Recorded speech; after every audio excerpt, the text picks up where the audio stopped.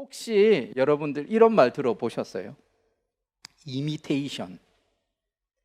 이미테이션? 예? 그 다음에 좀 비슷한 말, 레플리카? 레플리카? 그 다음에 또 요즘에는 약간 좀 뭐 급이 있대요. 그래서 미러급, S급, 뭐 A급 뭐 이런 것도 있는데 미러급. 예. 혹시 이 단어들이 어떤 거와 연관이 되어져 있는지 아시나요? 짝퉁? 짝퉁. 예. 명품의 그런 짝퉁. 그래서 요즘에 청소년들도 보면은 운동화를 유행하는 게 있답니다. 구자로 시작해갖고 끝나는 그 운동화가 있는데 그 하얀 운동화에 이렇게 마크 이렇게 크게 붙어져가지고 되게 발이 불편할 것 같은데 그게 되게 유행을 한다고 합니다. 그래서 보통 그 가격대가 보통 생각할 그 가격 그 이상인데 청소년들에게 유행을 하고 그렇답니다. 그리고 우리가 학창 시절도 이렇게 생활하다 보면 그런 좀 유행이 있지 않았어요? 유행. 그래서 가방이 한참 유행할 때도 있고, 그래서 거의 그 브랜드 유행하는 이 가방들이 있었고, 또 잠바나 재킷 같은 거 그런 거 이렇게 롱패딩 같은 것도 거의 이렇게 브랜드. 그래서 특히나 청소년 때 그런 거에 영향을 많이 받는데 좀 이런 명품이나 아니면 브랜드를 안 갖고 다니면 약간 무시당하고 조금 만만하게 보거나 아니면 약간 깔아보는 그런 모습들 때문에 명품 하나는 있어야 된다 생각하는 분들이 있고, 명품을 사려고 하다 보니까 너무 비싸니까 이미테이션, 레플리카, 뭐 미러급 뭐 이런 걸 이렇게 구입을 한다고 합니다. 우리 사진을 한번 보여주시면 이분이 이제 김창옥 씨입니다. 우리 뭐 전에는 겸임 교수였어 가지고 김창옥 교수라고도 불렸는데 지금은 그냥 소통 전문가라고 이렇게 타이틀이 주어지면서 강의를 이렇게 많이 하는 그분인데, 그분의 강의를 들으면서 제가 많이 배워요.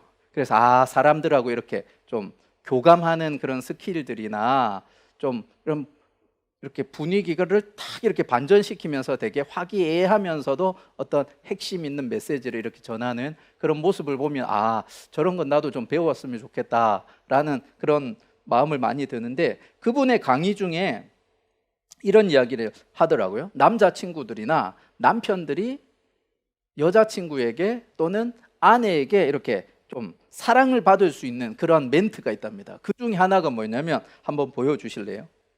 네, 우리 한번 노란색 글씨 한번 읽어봅시다. 시작.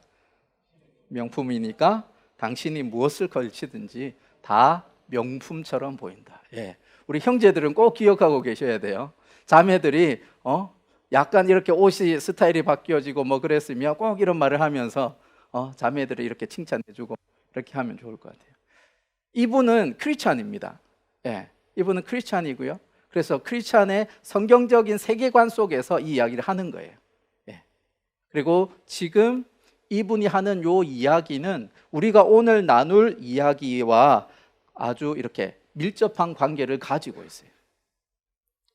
세상 사람들은 겉으로 보여지는 어떤 명품을 내가 가지고 있어야지 내 존재를 이렇게 과시하고 드러내는데, 성경적인 가치관 속에서는 그게 아니라는 거죠. 우리 자체가 뭐라고요? 명품이고, 그래서 우리 자체가 명품이니까 그 명품에 그냥 살짝 걸치는 것뿐이지 그 명품이 나를 명품의 가치로 그렇게 만들어주는 건 아니라는 거예요. 그리고 또 세상은 우리를 바라볼 때 또 어떻게 보냐면 기능적으로 바라봅니다. 쉽게 말해서 저 사람이 쓸모가 있느냐 없느냐, 그러잖아요. 저 사람이 유능한 사람이면 어때요? 그 사회에서 그 회사나 공동체에서 인정을 받고 좋은 대우를 받고 좋은 월급을 받습니다. 그런데 그렇지 못한 사람은 무시당하기도 하고 때로는 쫓겨나가기도 하고 그래서 삶이 위태롭기도 합니다. 우리 정의란 무엇인가라는 책을 저술한 우리 마이클 샌들 교수가 이제 하버드 대학에서 정의론에 대해서 가르치는데, 그가 하버드 대학 그 인류의 수재들이 모인 그 대학뿐만 아니라 중국에서도 그렇고 인도에서도 그렇고 다른 유수의 대학에 가서 이렇게 강의를 할 때 각 학교들 어떤 문화 속에서 자라난 학생들의 어떤 차이점들이 있는데, 근데 좀 두드러지게 나타나는 공통점이 있다라는 거예요. 그 친구들하고 이렇게 이야기를 할 때 좀 질문을 나누고 강의 중에 이런 커뮤니케이션을 할 때 좀 공통적으로 보여지는 모습이 뭐냐면, 그들이 생각하기에 자신의 노력에 의해서 대가를 받는 것은 당연하다 여기는 거예요. 여러분들은 어떻게 생각하세요? 내가 열심히 노력했고 그 열심히 노력한 대가에 상응하는 것을 내가 누리는 것은 당연하다 여기는 거예요. 네. 어떻게 보면은 그럴싸해요. 내가 열심히 노력했기 때문에. 다른 사람 노는 시간에 나는 책 보고 공부하면서 준비했으니까 내가 지금 누리는 것이다 라고 당연하게 생각할 수 있는데, 반드시 꼭 그런 것만은 아니라는 거예요.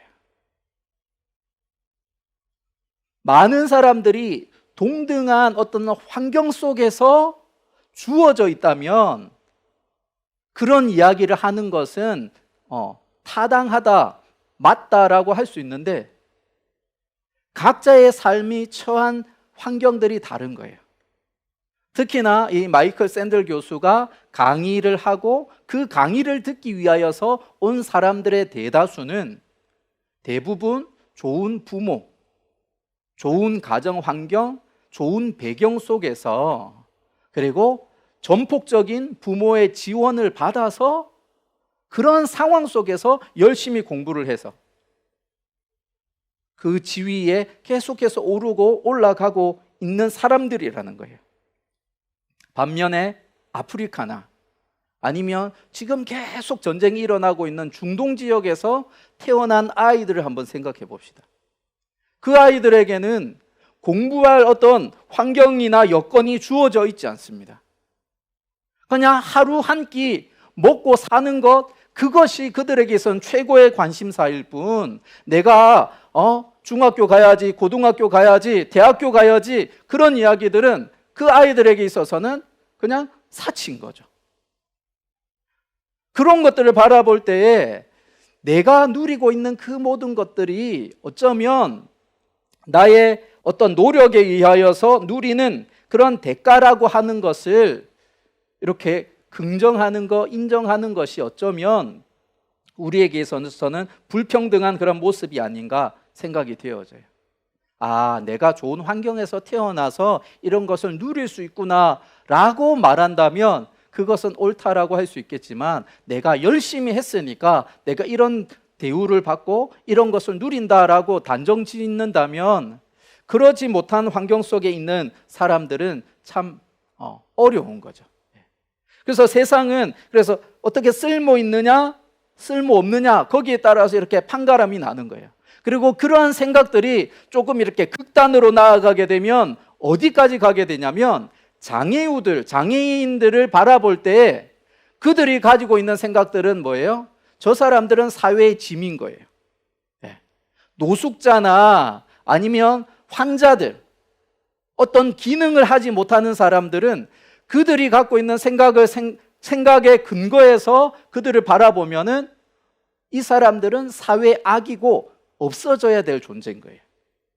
그래서 세상의 사람들이 사람을 바라볼 때에 기능적으로 바라본다는 것, 쓸모가 있느냐 없느냐에 따라서 바라본다면 나중엔 극단으로 가게 되어지면 정말 무서운 사회가 되어질 수 있다는 거예요.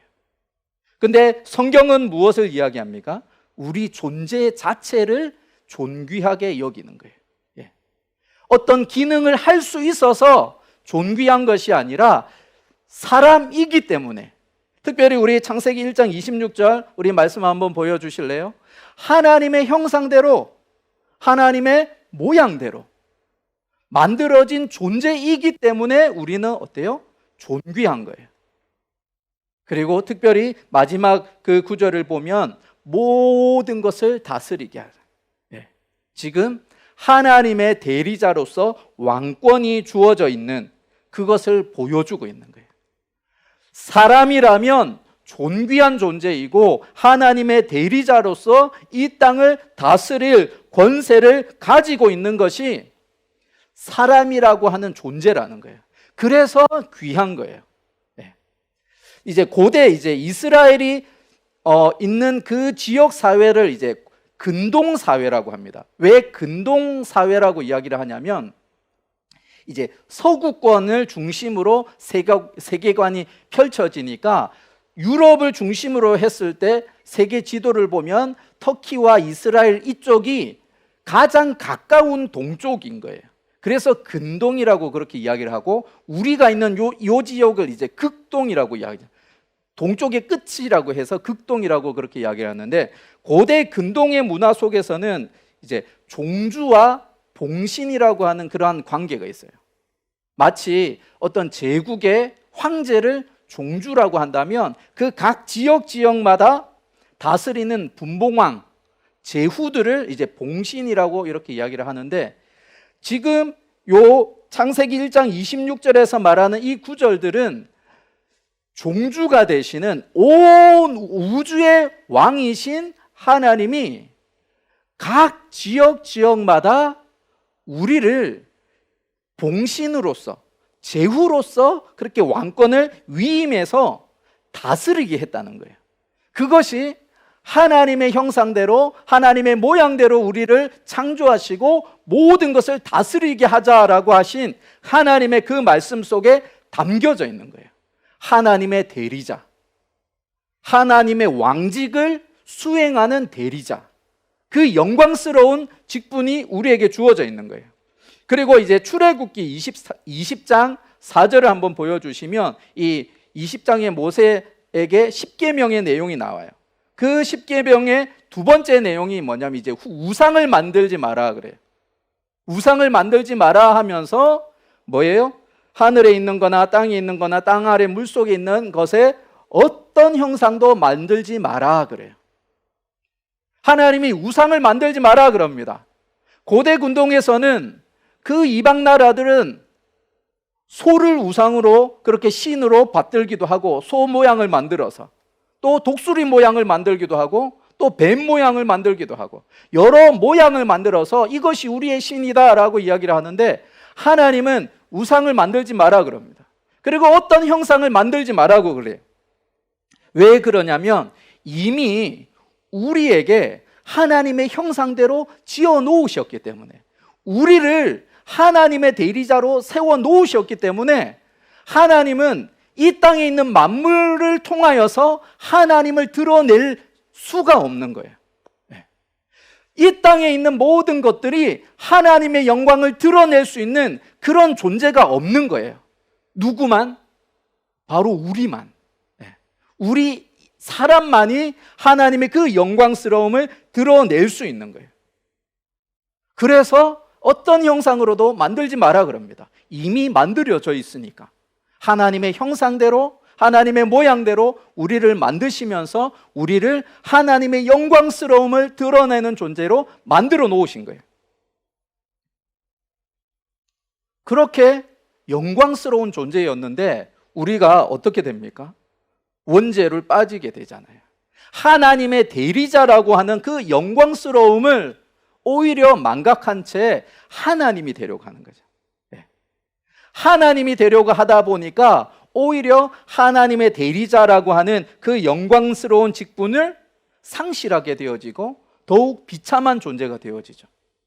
생명의 근원이신 하나님에게서 멀어지게 되어지니까 죽음의 두려움과 공포 속에서 살아가게 되어집니다.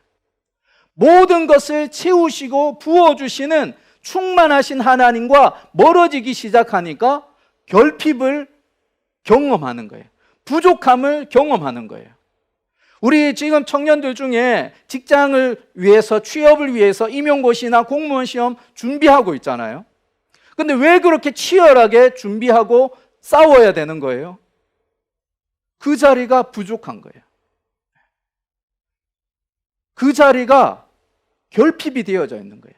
교사의 자리가 넉넉하면 그렇게 싸울 필요 없어요. 공무원 자리가 넉넉하면 싸울 필요 없어요. 일자리가 넉넉하면 그렇게 싸울 필요 없습니다. 한참 우리나라가 경제 성장기가 있을 때 70년대, 80년대는 기계공학 전공만 하면은 그냥 기본적으로 다 직장 다 가요. 예. 건축 쪽으로 하면은 건축 회사들 뭐 해외로 나가는 그런 업체들 다 거의 다 가요. 대구 쪽에 이제 경북대가 있는데 거기는 전자공학과가 구미에 있는 삼성전자랑 이렇게 협업이 되어져 있어서 그 과에만 들어가면 무조건 들어가요. 그때는 그렇게 널널했었거든요. 넉넉한 거예요. 우리의 삶에 하나님께서는 풍성하게 주시지만, 넉넉하게 주시지만 그 하나님을 떠나고 나아버리니까 부족함을 경험하게 되고 결핍을 경험하게 되니까 무한정의 그 경쟁에 빠질 수밖에 없는 거예요. 하나님의 대리자로서 영광스러운 그 직분을 상실해버리고 죽음의 공포 속에서 또한 결핍과 부족함의 그 경쟁 속에서 치열하게 살아가야 되는 존재가 바로 우리가 되어져 버린 거죠. 우리 에베소서 2장 10절의 말씀 우리 한번 같이 읽어봅시다. 시작.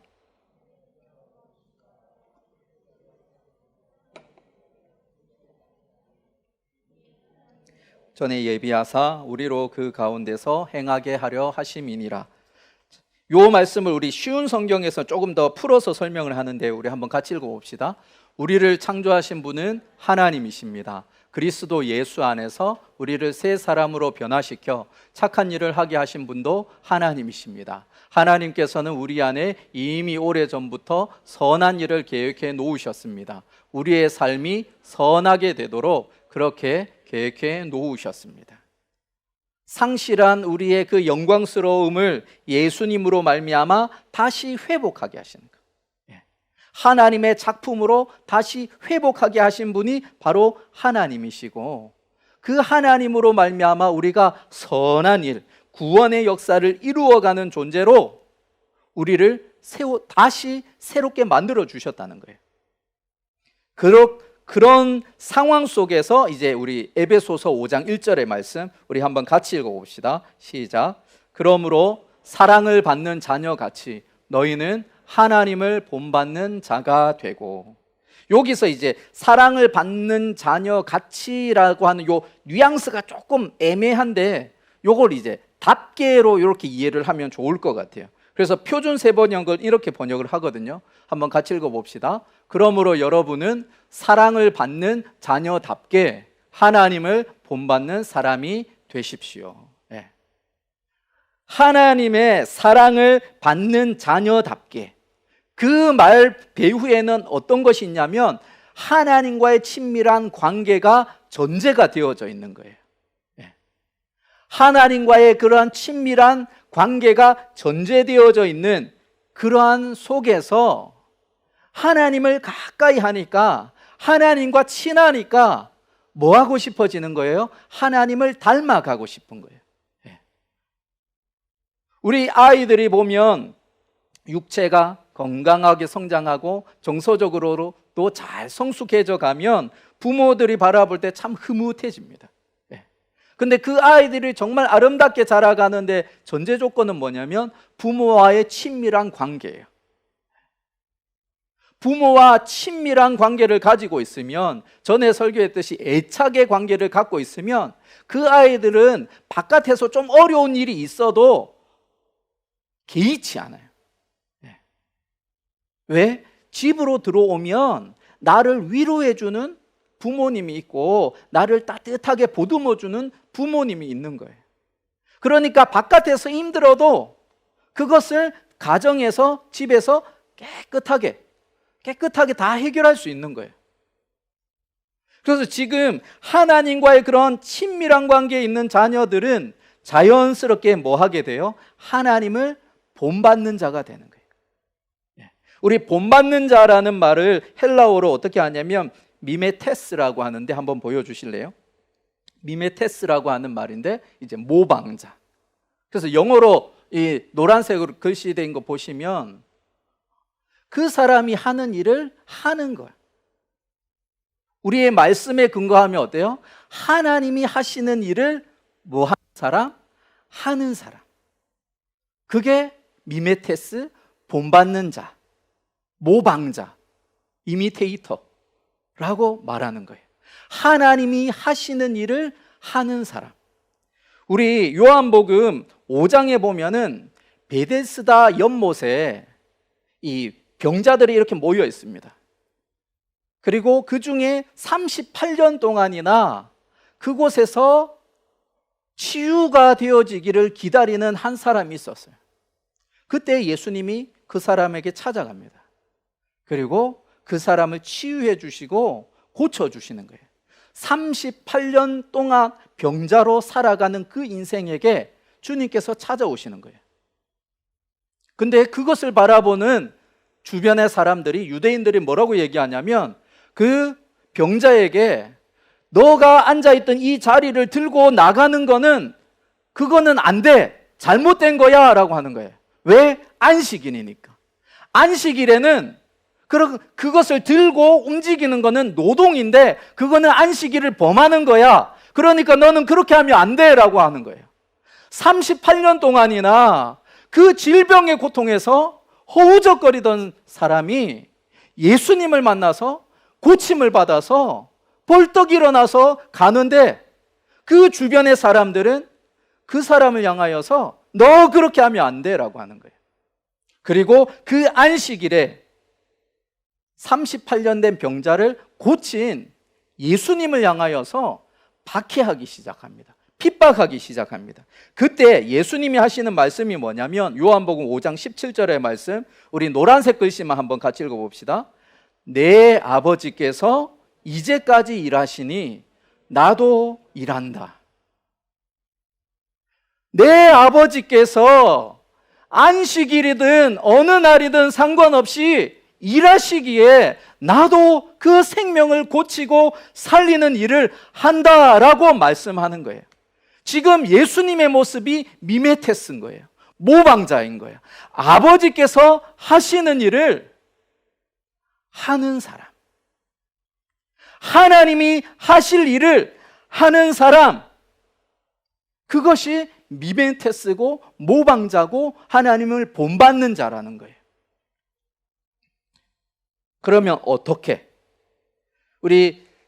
제가 말씀을 준비하면서 우리 저번 주의 말씀과 이어지면서 중간중간에 이렇게 빠진 부분들은 그것을 조금 이렇게 참고를 하면 좋을 것 같고요. 우리 31절 32절의 말씀 우리 한번 같이 읽어봅시다. 31절 32절 시작. 너희는 모든 악독과 노함과 분냄과 떠드는 것과 비방하는 것을 모든 악의와 함께 버리고 서로 친절하게 하며 불쌍히 여기며 서로 용서하기를 하나님이 그리스도 안에서 너희를 용서하심과 같이 하라. 어떻게 본받는 자가 될 것인가? 저 노란색 글씨가 핵심이에요. 용서에 대한 부분들 뒤에 나오는 그 내용은 그 노란색 표현을 친절하게 대하고 불쌍히 여기는 하나의 방식으로 용서함에 대해서 이야기를 하는 거예요. 그래서 부연 설명해 주는 거예요. 조금 전에 예수님께서 38년 된 병자를 고치시는 거. 왜요? 안식일이든 어떻든 그 영혼을 불쌍히 여겨서 고쳐주시는 거잖아요. 우리 또 요한복음 8장에 보면 간음하다가 잡힌 여인이 예수님 앞에 붙들려 옵니다. 그리고 모세의 율법에 따르면은 이 간음하다가 잡힌 여인은 돌을 그 동네에서 광장에 모여서 동네 사람들이 돌을 던져서 투석형으로서 그렇게 죽이는 벌을 받아야 되는 거예요. 예수님 앞에 사람들이 데리고 와서 이 간음한 여인 어떻게 해야 됩니까? 라고 할 때 예수님께서 하시는 게 뭐냐면 땅에 무언가를 써요. 그러면서 너희들 중에 죄 없는 사람이 먼저 돌로 치라 이렇게 이야기해요. 너희들 중에 죄 없는 사람이 먼저 돌로 치라 이렇게 할 때 사람들이 어떻게 해요? 양심의 가책을 받아서 한 명씩 한 명씩 떠나가는 거예요. 그리고 마지막으로 그 여인과 예수님만 남았을 때 이렇게 말씀하십니다. 우리 11절 한번 보여주시면, 또 우리 노란색 글씨만 한번 봅시다. 같이 읽읍시다. 나도 너를 정죄하지 아니하노니 가서 다시는 죄를 범하지 말라. 예. 불쌍히 여기시는 거예요. 율법은 이것이 죄다 아니다 판가름하기 위한 목적보다는 그 판가름을 통해서 바른 것이 무엇인가를 더 보여주기 위해서. 그래서 야, 악한 길 가지 마, 죄의 길 가지 마, 이쪽 이 의의 길이 하나님께서 기뻐하시는 것이 이거야, 이걸 보여주기 위한 것이 율법의 기능이지, 너는 죄인이니까 죽어야 돼 라는 것을 하기 위한 도구가 아니라는 거예요. 그래서 예수님도 뭐예요? 그 여인의 죄를 부정하지 않아요. 그렇지만 그 여인을 용서하면서 긍휼히 여겨주시는 거예요. 친절하게 대하고, 저 삶이 엉망인 저 여인을 죽여야 된다 사람들이 이렇게 할 때 친절히 대하면서 불쌍히 여겨주시는 거예요. 하나님께서, 주님께서 그렇게 하신다면 우리도 우리의 주변을 바라볼 때 그렇게 하는 거예요. 왜냐하면 우리 어느 누구나 죄 없는 사람이 없어요.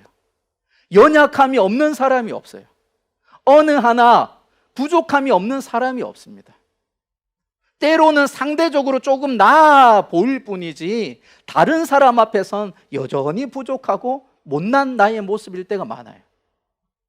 하나님 앞에서는 어때요? 그럼에도 불구하고 하나님의 형상대로 창조된 존재이기에, 하나님의 그 영광스러운 존재로 창조된 이들이기에 서로를 친절하게 대하고 불쌍히 여기는 거예요. 그 다음에 두 번째로 우리 5장 2절의 말씀, 에베소서 우리 한번 같이 읽어봅시다. 시작.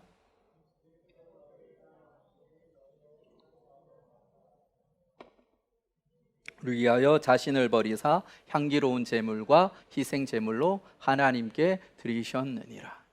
네, 너희도 사랑 가운데서 행하라. 사랑 가운데서 행하라. 그리고 그 사랑은 우리가 너무나 잘 알고 있듯이 실제적인 거예요. 쇼를 한 것이 아니고 실제적으로 우리에게 효력을 미치는 하나님의 그 사랑의 본을 보여주신 거예요. 우리 요한 1서 4장 10절 11절을 보면 이렇게 말씀합니다. 우리 같이 읽어봅시다. 사랑은 여기 있으니 우리가 하나님을 사랑한 것이 아니요 하나님이 우리를 사랑하사 우리 죄를 속하기 위하여 화목제물로 그 아들을 보내셨음이라. 사랑하는 자들아, 하나님이 이같이 우리를 사랑하셨은즉 우리도 서로 사랑하는 것이 마땅하도다. 하나님의 사랑은 실제적이고 유효하고 구체적인 거예요. 입으로만 사랑한다 사랑한다 하는 것이 아니라 내가 정말 그 우리의 공동체에 아니면 우리 주변의 이웃들을 사랑한다면 어느 하나 무언가 액션을 취하는 것, 그것이 사랑이라는 겁니다. 그 다음에 세 번째는 우리 한번 에베소서 5장 4절의 말씀요, 같이 읽읍시다. 누추함과 어리석은 말이나 희록의 말이 마땅하지 아니하니 오히려 감사하는 말을 하라.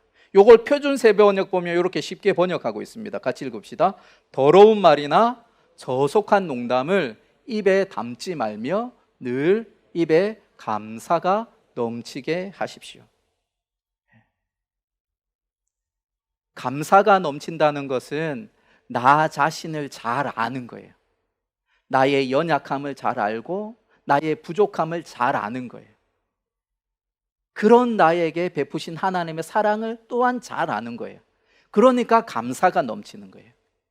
당연한 것은 우리가 감사하지 않습니다. 당연하게 내가 누려야 된다라고 생각을 하면 감사가 나오지 않아요.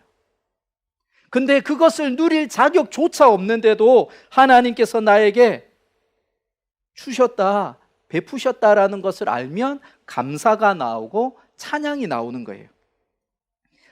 악독이 가득한 말은 사람을 죽이는 비수가 되어집니다. 우리 뉴스를 보면 종종 그런 연예인들이나 좀 이렇게 유명인들이 자살을 하는 그런 뉴스들을 보게 되잖아요. 그것도 악성 댓글 때문에. 누군가도 모르는 그 무명의 어떤 사람이 그냥 내가 기분이 나빠가지고 그냥 써제낀 그 댓글이 그것을 보는 대상에게는 큰 비수가 되어져서 죽음의 자리에까지 이르게 한다는 거예요. 제가 설교를 준비하면서 어느 목사님이 칼럼을 봤는데 이런 이야기가 있었습니다. 하나님께서 어느 날 새 천사를 땅에 내려 보냈대요. 그러면서 하루 동안에 성도들이 하는 말의 종류를 한번 모아서 와봐라 라고 이렇게 미션을 주었대요. 그리고 그 천사들이 교회도 가보고 회사에도 가보고 집에도 가보면서 성도들이 있는 곳에 가서 그들이 내뱉는 말을 이렇게 종류를 이렇게 정리해가지고 갖고 올라가는 거예요. 그래서 가장 무거운 바구니에 들어있는 말의 내용이 뭐냐면 성도들의 원망과 불평과 비방하고 험담하는 말이래요. 가장 무거운 게 원망하고 불평하고 비방하는 그런 말들. 그게 가장 많은 양이었고, 두 번째는 기도의 말인데 그 기도의 내용이 뭐냐면 탄원과 강구예요. 그러니까 주세요 주세요만 하는 거예요. 주세요 주세요 하는 그러한 내용에. 그리고 가장 가벼운 바구니의 말에 들어가 있는 게 감사라든 감사의 말이라는 거예요. 제가 이 이야기를 읽으면서 교회에서는 조금 어쩌면 위장이 되어지잖아요. 그래서 제가 가정에서 하는 말을 보니까 이 이야기하고 많이 비슷하더라고요. 아이들을 바라보면서 감사하는 모습, 아내를 향하여서 감사하는 마음, 그리고 하나님을 향하여 감사하는 그런 마음보다는 그런 원망이나 불평이나 왜 이런 거 안 돼 있지? 그리고 명령하는 것, 그런 게 저의 언어 생활에 그냥 대다수를 차지하고 있는 거예요. 하나님께서 우리의 언어 생활을 돌아보기를 원하십니다. 감사의 말, 찬양의 말, 높이는 말, 그런 것들이 하나님을 닮아가는 그러한 모방자의 삶의 모습이라는 거예요. 우리 에베소서의 말씀 후반부는 계속 실제적인 삶에 대한 이야기를 합니다. 하나님의 사람이라면, 하나님의 그 사랑을 받는 자녀라면 하나님이 하시는 일을 한단다라고 우리에게 말씀하고 있어요. 미메테스, 모방자로서 하나님이 하시는 일을 하는 사람이란다 우리에게 말씀하고 있습니다. 우리가 이 말씀 앞에서 내가 얼마나 하나님의 모방자로서 살아가고 있는지, 주님께서 살아가실 그 삶의 모습을 내가 살아가고 있는지 한번 돌아보는 한 주간이 되어졌으면 좋겠습니다. 그래서 내 모습을 통해서 하나님의 살아계심을 보여주고, 그래서 우리 모두가 함께 그리스도의 몸을 세워가는 공동체가 되기를 주님의 이름으로 축원합니다. 아멘.